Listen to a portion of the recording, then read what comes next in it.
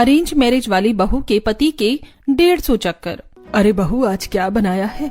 रसोई से इतनी अच्छी खुशबू आ रही है। मम्मी कुछ खास नहीं, बस इनकी पसंद का सूजी का हलवा, साथ में कड़ी पकौड़ा, चावल और मिक्स वेज के साथ लच्छा पराठा। निकिता और अनिल की नई नई शादी हुई है। ये अरेंज मैरिज है। निकिता कभी खाना बनाकर तो कभी अच्छे से तैयार होकर अनिल का दिल जीतने की पूरी कोशिश कर रही है। थोड़ी देर में सारा खाना बन जाता है। निकिता एक एक करके सब चीजें टेबल पर लगा देती है। घर के सभी लोग नाश्ते के लिए आते हैं। अरे वाह भाभी, आज तो आपने सारे पकवान भैया की पसंद के ही बनाए हैं। वैसे भैया, आप तो बड़ी चुपचाप सब खाए जा रही हो, भाभी की तारीफ नहीं करोगे आप? अरे खाना इतना टेस्टी बना है कि भैया का बीच में बोलने का मन ही नहीं कर रहा है ना भैया? हाँ, सब ठीक बना है। अनिल बिना कोई खास तरीके से तारीफ किए डाइनिंग टेबल से उठकर ऑफिस जाने के लिए तैयार होने लगता है। तभी निकिता किचन से लंच बॉक्स लेकर उसके पास आती है। मैंने इसमें आपका खाना पैक कर दिया है, आप टाइम से खा लेना। अरे मैं छोटा बच्चा थोड़ी हूँ जो लंच बॉक्स लेकर जाऊंगा, और ना ही कोई एम्प्लॉय हूँ। मैं कंपनी चलाता हूँ, वहां का ओनर हूँ। मेरे ऑफिस में अच्छी खासी कैंटीन है, वहीं से खा लूंगा। तुम ये टिपिकल वाइफ वाला काम मत किया करो। इतना कहकर अनिल ऑफिस के लिए निकल जाता है, लेकिन निकिता का दिल टूट जाता है। सुबह जल्दी उठकर उसने इतने सारे पकवान बनाए और जिसके लिए बनाए उसे तो कोई फर्क ही नहीं पड़ा। फिर भी वो सब कुछ नजरअंदाज करके घर के काम में लग जाती है। और कुछ दिन बाद, सविता, आज तो पड़ोस वाले भाई साहब के यहाँ दावत है। उनकी छोटी सी गुड़िया का जन्मदिन है, उन्होंने डिनर पर बुलाया है।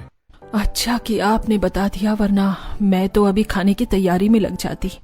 हाँ, हमारी बहू बहुत अच्छी है, सब काम टाइम से कर लेती है, वरना सामने वालों के यहाँ तो रात 12 बजे तक बर्तनों की आवाज आती रहती है। सास ससुर अपनी बहू से बहुत खुश हैं। उन्हें लगता है कि निकिता में एक अच्छी और संस्कारी बहू के सारे गुण हैं। थोड़ी देर बाद, बेटा, आज डिनर सामने वालों के घर में है, तुम कुछ मत बनाना, बस अच्छे से तैयार हो जाना। सब लोग देखेंगे कि सविता की नई बहू कैसी है। यह सुनकर निकिता खुश हो जाती है। मैं तो वैसे भी आज अच्छे से तैयार होने वाली थी, देखो बहाना भी मिल गया। शाम तक ये भी आ जाएंगे, मुझे ऐसे तैयार देखकर खुश हो जाएंगे।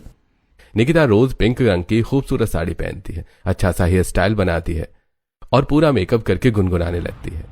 सजना तेरे लिए सजना, ये चूड़ी कंगना। आवाज सुनकर पूजा वहां आ जाती है। वाह भाभी, किसी की नजर न लगी, आप तो बहुत खूबसूरत लग रही हो। जन्मदिन में जाना तो बस बहाना है, असल में आप भैया के लिए तैयार हुई हो ना? पूजा की बात सुनकर निकिता शर्मा जाती है। सभी लोग पड़ोसी के घर जाते हैं, केक कटता है, सब लोग बच्ची को ढेर सारे गिफ्ट देते हैं। रात के 8 बज चुके हैं, लेकिन अनिल अभी तक नहीं आया। रोहित, मैंने कितनी बार कहा है तू अनिल के काम में मदद किया कर, उसकी कंपनी ज्वाइन कर ले। देख उसके कंधों पर कितना बोझ है, न खाने का ध्यान है न आराम का। 8 बज गए हैं, अभी तक घर नहीं आया। पापा, हर वक्त मुझे क्यों सुनाते रहते हो? भैया को काम के अलावा और भी तो काम होते हैं। रोहित वहां से चला जाता है। उधर निकिता बेसब्री से अनिल का इंतजार कर रही होती है। थोड़ी देर बाद, निकिता, मैं बहुत थक गया हूँ, ये लाइट ऑफ कर दो प्लीज, मुझे बहुत नींद आ रही है। पर मैं कुछ नहीं, लाइट बंद कर दो, मुझे सोने दो। निकिता कुछ नहीं कह पाती। वो लाइट बंद कर देती है, हल्की सी रोशनी में अपना मेकअप उतारती है, कपड़े बदलती है और चुपचाप सो जाती है। कुछ दिन बाद, अरे पापा, वो जयपुर वाला जो प्रोजेक्ट चल रहा था ना, वो फाइनल हो गया है। क्लाइंट के साथ एक जरूरी मीटिंग है, तो मुझे कुछ दिनों के लिए जयपुर जाना पड़ेगा। बेटा, ये काम किसी और को दे दे, अभी तुम्हारी नई नई शादी हुई है। अगर तुम ऐसे शहर से बाहर रहोगे तो बहू क्या सोचेगी? भैया आप एक काम करो ना, भाभी को भी साथ ले जाओ। वैसे भी जयपुर पिंक सिटी है, घूमने की बहुत जगह है। इसी बहाने आपका हनीमून भी हो जाएगा और मीटिंग भी। बहुत बेकार आइडिया है। मैं अपनी पर्सनल और प्रोफेशनल लाइफ अलग रखता हूँ। मैं वहां हनीमून मनाने नहीं, प्रोजेक्ट फाइनल करने जा रहा हूँ। यह कहकर अनिल सीधे अपने कमरे में चला जाता है और निकिता को इस बारे में कुछ भी नहीं बताता। लेकिन निकिता पीछे से ही सारी बातें सुन लेती है। अगली सुबह होती है। आज निकिता के चेहरे पर एक अलग सी उदासी है। दरअसल अनिल शहर से बाहर जो जा रहा है, वो अनिल के लिए कॉफी बनाकर कमरे में ले जाती है। निकिता के उदास होने के बावजूद भी अनिल उसे कुछ नहीं पूछता। थोड़ा रुककर निकिता बोलती है, आप कितने दिनों के लिए जा रहे हो? प्लीज थोड़ा जल्दी आ जाना, मैं आपके बिना कैसे रहूंगी? मेरा आपके बिना मन नहीं लगेगा। ये तुम कैसी बच्चों वाली बातें कर रही हो? मैं क्या हर वक्त तुम्हारे पास बैठा रहता हूँ जो तुम्हारे बिना, मेरे बिना मन नहीं लगेगा? और क्या तुम्हारा मन लगाने के लिए काम छोड़ दूं? नहीं, मेरा वो मतलब नहीं है। हाँ, जो भी मतलब हो, चलो ठीक है, मैं जा रहा हूँ। अनिल निकिता की बातों पर सही तरह से ध्यान भी नहीं देता। वो अपना बैग उठाता है और घर वालों को बाय बोलकर चला जाता है। इधर अनिल को घर से गए हुए 3-4 दिन हो गए हैं। निकिता अपना घर का काम करती है और फ्री होते ही अनिल को कॉल कर देती है, लेकिन अनिल उससे 2-4 बातें करके तुरंत ही फोन रख देता है। एक दिन निकिता अपने कमरे में चुपचाप से बैठी होती है, तभी उसके पास पूजा आती है। भाभी भैया की याद आ रही है ना, तभी आप इतनी चुप चुप सी थी। आज आपने खाना भी ठीक से नहीं खाया। आप भैया से बात कर लो ना वीडियो कॉल पर, देख लो उन्हें, आपका मन अच्छा हो जाएगा। नहीं, वो आपके भैया बिजी होंगे ना, अभी मैंने की थी कॉल, उठाई नहीं उन्होंने। फ्री होकर खुद कर लेंगे कॉल बैक। थोड़ी देर बात करने के बाद पूजा अपने कमरे में चली जाती है। ऐसे कुछ दिन बीतते हैं। एक दिन निकिता रसोई में काम कर रही होती है कि तभी उसके फोन पर एक मैसेज आता है। मैसेज में लिखा होता है, तुम्हारे पति के 150 अफेयर हैं, यानी तुम्हारी 150 से ज्यादा सौतन है और तुम 151वीं हो। यह पढ़ते ही निकिता के हाथ से प्लेट फर्श पर गिरकर टूट जाती है। प्लेट के टूटने की आवाज सुनकर सविता रसोई में आती है। बहू क्या हुआ, तू ठीक तो है ना? मम्मी जी कुछ नहीं, मैं ठीक हूँ, ये गलती से हाथ से छूट गई। निकिता अपनी भावनाओं को छिपाते हुए सीधे कमरे में चली जाती है और मैसेज के बारे में सोचने लगती है। आखिर ये कौन है और मुझे इस तरह का मैसेज क्यों कर रहा है? हो सकता है ये इनके किसी ऑफिस के दोस्त ने किया हो। हमारी नई नई शादी हुई है, क्या पता कोई प्रैंक कर रहा हो।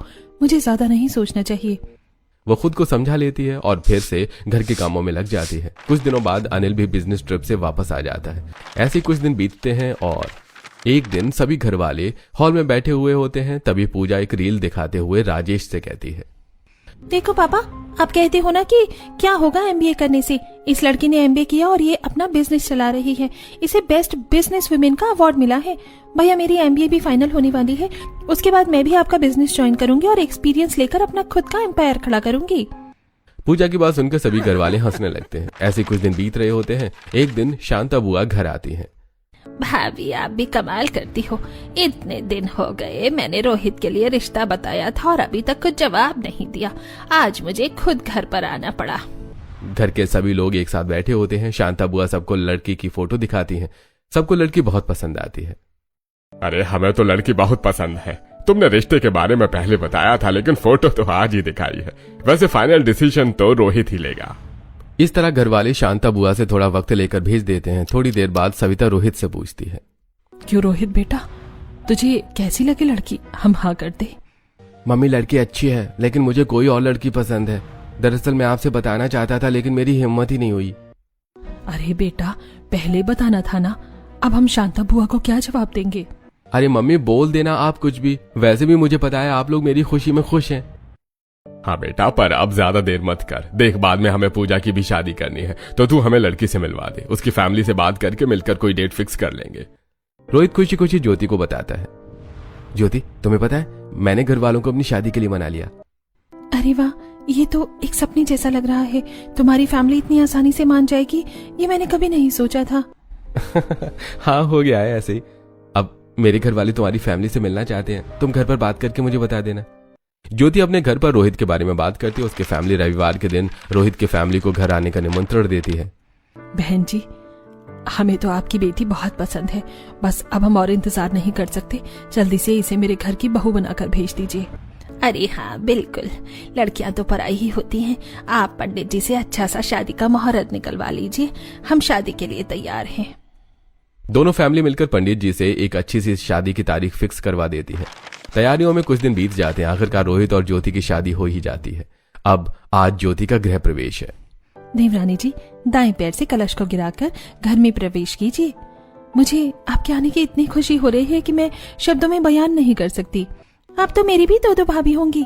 मैं तो सोफे पर बैठकर रात चलाऊंगी। बड़ी भाभी मेरे लिए चाय बना दो और छोटी भाभी मेरे लिए पकौड़े बना दो। पूजा की बात सुनकर सब लोग हंसने लगते हैं। जैसे ही ज्योति कलश को गिराकर घर में आती है, उसके पैरों से ठीक से चला नहीं जाता। क्या हुआ ज्योति, तुम ऐसे क्यों चल रही हो? लहंगे की वजह से मुझे ये हील्स पहननी पड़ी और इनसे सूजन हो गई। ज्योति रोहित को अपना पैर दिखाती है। रोहित सबके सामने उसे गोद में उठा लेता है और दरवाजे तक लेकर जाता है। ये देखकर सब लोग मुस्कुराने लगते हैं। रात बहुत हो जाती है। सब अपने अपने कमरे में सोने चले जाते हैं। अगली सुबह हर रोज की तरह निकिता सुबह जल्दी उठती है, नहाकर मंदिर में पूजा आरती करती है, सबको जोत धूप देती है और फिर सास ससुर के लिए चाय बनाती है। सभी हॉल में बैठे होते हैं। तभी ज्योति खूबसूरत ब्लू रंग की साड़ी पहनकर नीचे आती है। उसे देखकर रोहित शाहरुख खान की तरह एक्टिंग करता है। हे, अरे कोई बचाओ मुझे, मैं तो बेहोश हो गया। कितनी प्यारी बीबी है मेरी। अरे भगवान किसी की नजर ना लग जाए। रुको, मैं तुम्हारी नजर उतारता हूँ। रोहित बहुत सारे पैसे लेकर ज्योति की नजर उतारता है। भैया आप तो बहुत रोमांटिक हो। वैसे लव मैरिज में रोमांस ज्यादा ही होता है, मैं भी लव मैरिज ही करूंगी।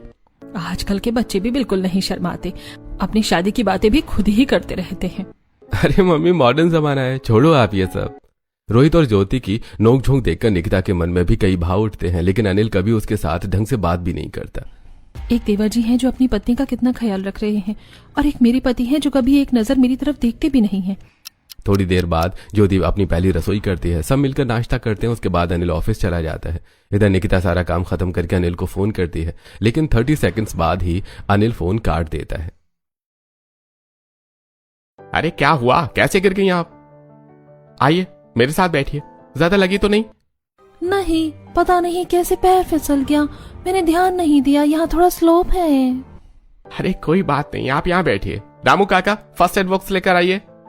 दरअसल अनिल अपने केबिन में बैठा होता है। बाहर से एक लड़की ऑफिस में आ रही होती है कि अचानक उसका पैर फिसल जाता है। अनिल निकिता को कॉल छोड़कर भागकर उसे संभालता है और फर्स्ट एड भी देता है। वो लड़की मन ही मन सोचती है, इतनी बड़ी कंपनी का मालिक होने के बाद भी इतना अच्छा दिल, सच में बॉस बहुत काइंड हार्टेड है। अनिल की इस हरकत से वो लड़की तो खुश हो जाती है, लेकिन कहीं ना कहीं वो अपनी पत्नी को खुश नहीं देख पा रहा था। कुछ दिन बाद, मुझे अपनी माँ के घर गए हुए कितने दिन हो गए हैं, मुझे माँ की बहुत याद आ रही है। आज ऑफिस जाते हुए मुझे मेरे मायके छोड़ देना और आधे समय ले आना। मेरे पास इन फालतू चीजों के लिए टाइम नहीं है। घर में इतनी सारी कार खड़ी हैं, ड्राइवर भी हैं। तुम्हें क्या मेरे साथ ही जाना है? हटो इधर से, मैं लेट हो रहा हूँ। हर बार की तरह अनिल निकिता को इग्नोर करके ऑफिस चला जाता है। निकिता बहुत उदास हो जाती है। उसकी उदासी ज्योति भी नोटिस करती है। पूजा भाभी इतने चुप चुप के रहती हैं, और जब से मेरी शादी हुई है ये घर पर ही है। भैया इन्हें कहीं बाहर लेकर नहीं जाते क्या? भाभी आप जैसा सोच रही हो वैसा कुछ नहीं है। दरअसल अनिल भैया काम में बहुत बिजी रहते हैं, इसलिए भाभी का ध्यान नहीं रख पाते। पर भैया को उनका ध्यान रखना चाहिए ना। इतनी देर में निकिता तैयार होकर सविता के पास आती है। मामी जी, मैं अपनी माँ के घर जा रही हूँ, शाम तक आ जाऊंगी। सास से अनुमति लेकर निकिता ड्राइवर के साथ मायके के लिए निकल पड़ती है, लेकिन रास्ते में वो देखती है कि अनिल सड़क पर कार रोकता है। कार से उतरकर साइड वाली सीट की विंडो खोलता है और एक मॉडर्न लड़की को लिफ्ट देता है। इनके पास बस मेरे लिए ही टाइम नहीं है, दूसरों के लिए तो ये कुछ भी कर सकते हैं। इस तरह की बातें सोचते हुए निकिता अपने घर आ जाती है। वो अपनी माँ के पास बैठकर पूरे दिन बातें करती है और शाम को वापस ससुराल लौट आती है। जैसे ही वो अपने कमरे में जाती है, उसके फोन पर एक मैसेज आता है। ये किसका मैसेज है? निकिता चैट खोलकर देखती है। उसमें अनिल एक खूबसूरत लड़की का हाथ पकड़े बैठा होता है। ये सब देखकर वो हैरान रह जाती है, लेकिन किसी से कुछ नहीं कहती। दूसरी तरफ रोहित और ज्योति अपना हनीमून मनाने के लिए मनाली गए हुए हैं। रोहित, ये पोस्ट कैसा लग रहा है? परफेक्ट। अब एक किस वाली फोटो भी डाल देते हैं। ज्योति रोहित को किस करते हुए, उसे गले लगाते हुए ढेर सारी पोस्ट अपलोड कर देती है। एक वीडियो में रोहित उसे गोद में उठाए हुए नजर आता है। ये सब देखकर निकिता मन ही मन सोचती है, सही कहते हैं लोग, लव मैरिज में ही समझदारी और प्यार होता है। अरेंज मैरिज तो बस एक समझौता है। आखिर इस समझौते की शादी को मैं कब तक निभाऊंगी? ऐसे ख्याल उसके मन में रोज आते हैं, लेकिन वो उन्हें नजरअंदाज करके अपने रिश्ते पर ध्यान देती है। कुछ दिन बाद, अनिल, तुम्हें पता है ना, मेरी बचपन की दोस्त राधा की शादी फिक्स हो गई है। नेक्स्ट फ्राइडे उसकी शादी है, मुझे जाना है और तुम्हें मेरे साथ चलना पड़ेगा। हाँ देखूंगा, अगर टाइम होगा तो। और शॉपिंग कब कराओगे? अभी बिल्कुल भी फ्री नहीं हूँ, तुम मम्मी या पूजा के साथ जाकर शॉपिंग कर लो। हर बार की तरह अनिल साफ शब्दों में मना करके ऑफिस के लिए निकल जाता है। निकिता बिना कुछ कहे उसे जाने देती है और उदास होकर कमरे में बैठ जाती है। अनिल के जाने के बाद पूजा कमरे में आती है। भाभी अच्छा हुआ आप भैया के साथ शॉपिंग करने नहीं गई, इनकी लड़कियों के मामले में पसंद बहुत बेकार है।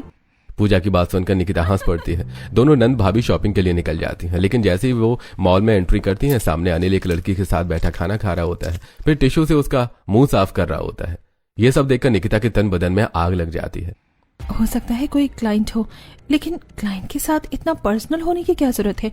और डिनर कौन ऑफर करता है क्लाइंट को? बहुत सारे सवाल उसके मन में उठते हैं, लेकिन वो खुद को संभाल लेती है और पूजा के साथ घर लौट आती है। इधर रोहित और ज्योति भी हनीमून से वापस आ चुके हैं। एक रात 11 बजे रोहित चुपके से घर में एंट्री करता है। उसके हाथ में आइसक्रीम होती है।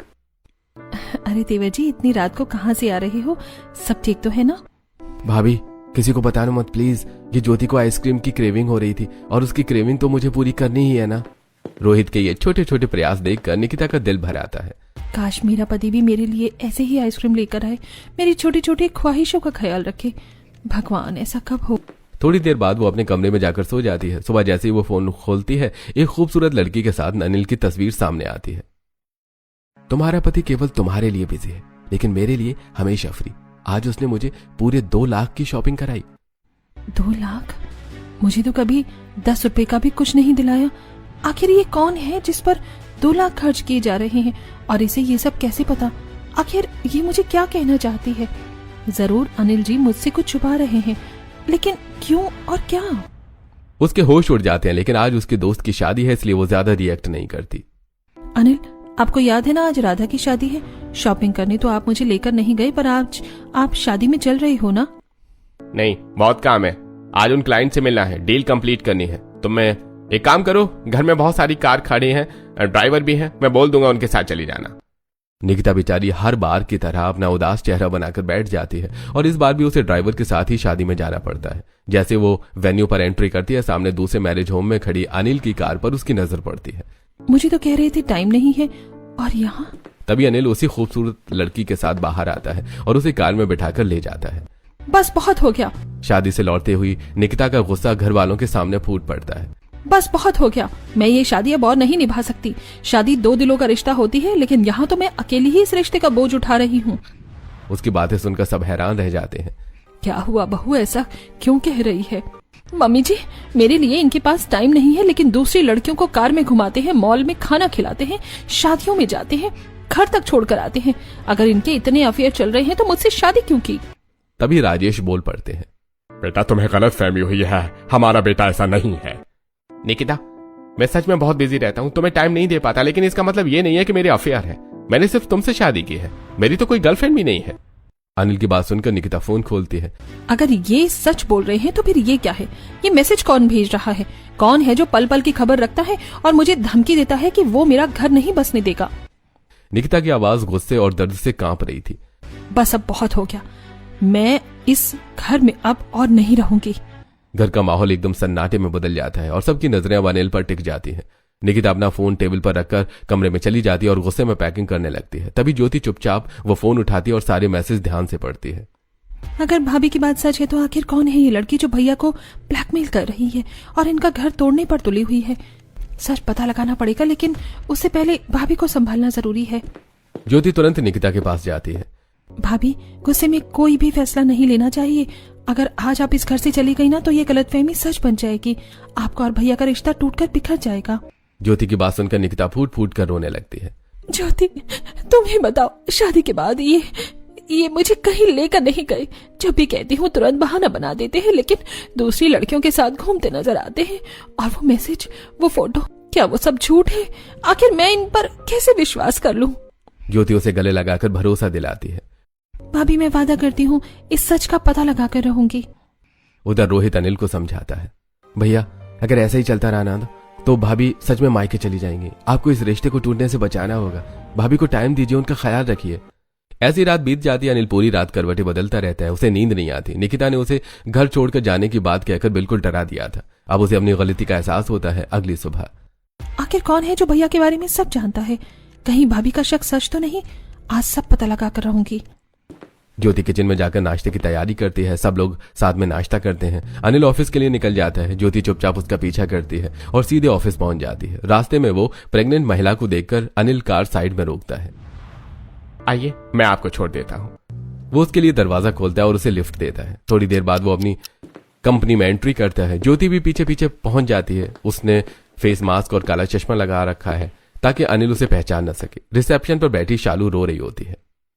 अरे शालू, क्या हुआ? तुम रो क्यों रही हो? सर, घर वाले जबरदस्ती मेरी शादी करना चाहते हैं। मुझे वो शादी नहीं करनी। तुम रोना बंद करो, मैं तुम्हारे पापा से बात करूंगा, वो मेरी बात जरूर मानेंगे। अनिल उसे समझाता है, हिम्मत देता है और इमोशनल सपोर्ट करता है। ये देखकर ज्योति थोड़ी हैरान तो होती है, लेकिन अभी वो सिर्फ चीजें ऑब्जर्व कर रही है। कुछ देर बाद एक लड़की अनिल के कैबिन में जाती है। दरवाजा खोलते ही उसका पैर फिसल जाता है। अनिल तुरंत अपनी कुर्सी से उठकर उसे गिरने से बचा लेता है। ज्योति तुरंत उस पल को फोटो में क्लिक कर लेती है। तस्वीर बिल्कुल रोमांटिक एंगल से लगती है। ओह, तो भाभी को जो फोटो भेज रही थी वो भी ऐसे ही एंगल से ली गई होगी। असलियत सी उनका उससे कोई लेना देना नहीं। तभी अचानक एक लड़की बिना परमिशन के केबिन में घुसती है। अनिल, तुम पहले ऐसे शख्स हो जिसने मुझे मना किया है। मैं अपने बाप की इकलौती बेटी हूँ, मुझे आज तक जो चाहा मिला है, लेकिन तुमने मुझे रिजेक्ट कर दिया। आखिर क्यों? मुझ में क्या कमी थी? दिव्या, तुम गलत समझ रही हो। तुम में कोई कमी नहीं थी, लेकिन जब तुमने मुझे प्रपोज किया तब मेरी शादी हो चुकी थी। क्या मैं अब अपनी पत्नी को छोड़ देता? हाँ, तुम्हें ऐसा ही करना चाहिए था। और अब देखना, मैं ऐसा करूंगी कि खुद तुम्हारी पत्नी तुम्हें छोड़ देगी। जस्ट वेट एंड वॉच, तुम्हारा घर बर्बाद करके रहूंगी। दिव्या गुस्से में धमकी देकर बाहर निकल जाती है। ज्योति ये सब सुन लेती है। ये कौन लड़की है जो भैया से ऐसे बोल रही है? आखिर पता लगाना पड़ेगा, लेकिन मैं क्या करूं? वो ऑफिस के बाहर खड़ी होकर रोने की एक्टिंग करने लगती है और फोन पर बात करने का नाटक करती है। सच में मैंने सोचा भी नहीं था कि अनिल मेरे साथ इतना बुरा करेगा। उसने मुझे धोखा दिया। ज्योति को रोता देखकर दिव्या का ध्यान उसकी तरफ जाता है। ये लड़की कौन है जो अनिल के लिए रो रही है? कहीं ये भी? दिव्या शक भरी नजरों से ज्योति की तरफ बढ़ती है और अब असली खेल शुरू होने वाला था। दिव्या सीधे ज्योति के पास जाती है। तुम कह रही थी कि अनिल ने तुम्हें धोखा दिया, मतलब तुम उसकी गर्लफ्रेंड हो क्या? ज्योति समझ जाती है कि यही मौका। वो दिव्या को बातों में उलझाने लगती है। हाँ, मैंने उसे बहुत प्यार किया, शादी भी करना चाहती थी, लेकिन उसने मेरा प्रपोजल ठुकरा दिया। दिव्या के चेहरे पर गुस्सा साफ दिखाई देने लगता है और वो गुस्से में सब कुछ ज्योति को बता देती है। तो उसने तुम्हें भी मना किया है, इसकी सजा तो मैं अब देकर रहूंगी। वैसे हमारी मंजिल एक ही है, अगर हम साथ में काम करें तो काम आसान हो जाएगा। हाँ बिल्कुल, लेकिन उसकी पत्नी को उसे छोड़ने पर मजबूर कैसे करेंगे? अरे बड़ा आसान है, शायद उसकी पत्नी तो अब तक उसे छोड़ने का फैसला भी कर चुकी होगी। आखिर ये इंसान हमारे साथ इतना बुरा करके खुद चैन की जिंदगी कैसे जी सकता है? कैसे? क्या सच में ऐसा हो सकता है? दिव्या मन ही मन सोचती है। तुमने दिव्या से पंगा लिया है अनिल, अब देखना इसका अंजाम कितना बुरा होगा। दिव्या रिसेप्शनिस्ट से अनिल का ऑल्टरनेट नंबर मांगती है। गलती से उसे घर का लैंडलाइन नंबर मिल जाता है। वो घर के लैंडलाइन पर कॉल करके निकिता का नंबर ले लेती है। उसके बाद हर तीसरे दिन निकिता को मैसेज भेजने लगती है। तेरे पति के 150 अफेयर हैं, तेरी 50 मॉडर्न सौतन है और तू उनमें से 5वीं है। ज्योति सब सुनकर हैरान हो जाती है। क्या सच में? और नहीं तो क्या, इसके अलावा मैंने उसे सारी फोटो भी भेजी है। तभी दिव्या के पापा वहां आ जाते हैं और उसे अपने साथ ले जाते हैं। इधर ज्योति भी अपने ड्राइवर से गाड़ी घर की तरफ मोड़ने को कहती है। घर पर निकिता बेसब्री से ज्योति का इंतजार कर रही होती है। भाभी, मुझे सब पता चल गया। ज्योति पूरी सच्चाई निकिता को बता देती है। तभी अनिल भी घर पहुंच जाता है। भाभी ये देखिए आज की फोटो। अब भैया सॉरी, मैंने आपकी इजाजत के बिना आपका पीछा किया। मैं भाभी के मन से सारे डाउट्स खत्म करना चाहती थी। ज्योति वो फोटो दिखाती है जिसमें अनिल एक लड़की को गिरने से बचा रहा होता है। अरे ये तो सच में बहुत रोमांटिक फोटो लग रही है। हाँ, लेकिन ऐसा कुछ भी नहीं है। दरअसल उस लड़की का पैर फिसल गया था और भैया ने उसे बचा लिया। और ये दूसरी फोटो देखिए, इसमें भैया रिसेप्शनिस्ट को समझा रहे हैं क्योंकि उसके माँ बाप जबरदस्ती उसकी शादी करवाना चाहते थे। इन फोटो को देखकर तो किसी का भी मन बदल सकता है, यानी हमारी निकिता की कोई गलती नहीं है। निकिता, गलती मेरी है। मैं तुम्हें समय नहीं दे पाया, लेकिन यकीन करो मेरा कोई और के साथ कोई अफेयर नहीं है। मैं बस काम में व्यस्त था। अब तो तुम्हें विश्वास हो गया होगा। प्लीज मुझे माफ कर दो, मैं तुम्हें पूरा समय दूंगा। हम दोनों बाहर घूमने भी जाएंगे। वैसे भी मैंने कंपनी का आधा काम रोहित को हैंडओवर कर दिया है। ये सब सुनकर निकिता को सुकून मिलता है। आप वादा करो मुझे भी वैसे ही प्यार करोगे जैसे रोहित ज्योति से करता है। उसकी बात सुनकर सब हंसने लगते हैं। पक्का वादा, मैं रोहित से भी ज्यादा प्यार करूंगा तुमसे। तुम्हें केरल ट्रिप पर लेकर जाऊंगा। और ये देखो, मैंने पिछले हफ्ते ही हम दोनों की टिकट बुक करा दी है, लेकिन तुम मुझसे इतनी नाराज हो गई कि समझ ही नहीं आया कैसे मनाऊं।